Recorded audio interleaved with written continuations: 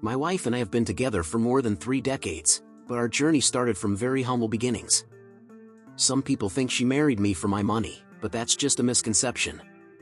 In fact, when we got married, I was in the middle of a couple of business ventures and ended up blowing it with my second venture. At the time, not only was I out of money, but we were up to our necks in debt. There were about $800,000 in bad debts. Facing this situation was quite a lesson, and in the end we managed to pay off all our debts. Learning to deal with debt is crucial, and I'm going to share some tips on how to get out of it as quickly as possible. Many people preach the idea of cutting up credit cards, but I find this quite bizarre, because in reality, a credit card isn't the villain here. In fact, I quite like the advantages they offer. So stay tuned and I'll explain the steps to getting out of debt. And before you forget, don't forget to give this video a thumbs up, give it a like and subscribe for more cool and informative content. Let's go! The first step is to be honest with yourself. I think this is one of the hardest things to do. When we got married, my wife was totally unaware of the financial mess I was in. I was doing the everything's fine thing, but the truth was that I wasn't doing well financially. There came a time when I couldn't go on. I had to face reality and come clean with her. After all, you can't lie to your boss. The second step is to stop accumulating debt on the spot. Sometimes this can mean making some cuts. When we moved from Hawaii to California, it was punishing.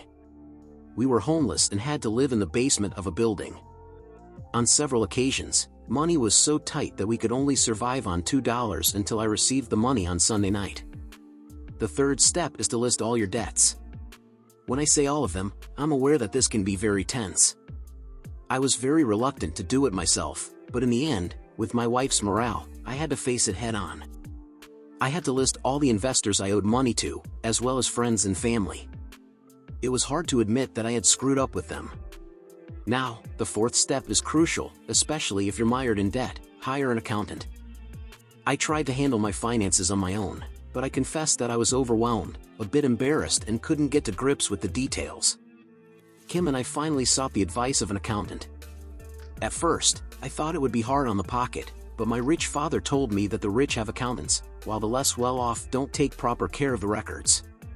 Now, the fifth step is to create a visual image of your debts. This is important to understand how long it will take to pay off the debt. We used an outline where we wrote down the name of the creditor, the total amount of the debt, the minimum monthly payment and the number of installments needed to pay off each debt.